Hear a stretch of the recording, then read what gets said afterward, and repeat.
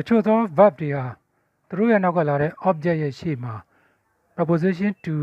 ထည့်သွင်းမှုလိုအပ်တာတွေ့ရပါတယ်။အဲ့ဒီ verb တွေကတော့ explain, apologize, complain, propose, listen, write စတဲ့ verb တွေဖြစ်ပါတယ်။ဥပမာ He explained to me the secret of his success. သူကသူ့အောင်မြင်မှုရဲ့လျှို့ဝှက်ချက်ကိုကျွန်တော်ကိုရှင်းပြခဲ့တယ်ဆိုတဲ့ဝါကျမှာ explain ဆိုတဲ့ verb နဲ့ me ဆိုတဲ့ object ကြားမှာ to ထည့်သွင်းထားတာတွေ့ရပါတယ်ထည့်ဖို့လိုအပ်ပါတယ်အဲ့လိုပဲ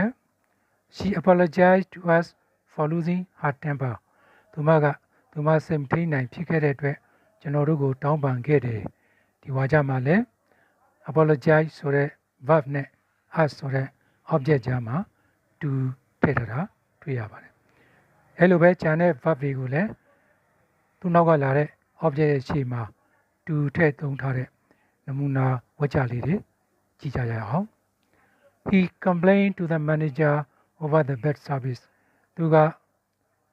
ဝန်ဆောင်မှုညံ့ဖျင်းတာကိုမကျေနပ်ကြောင်းမန်နေဂျာကိုပြောပြခဲ့တယ်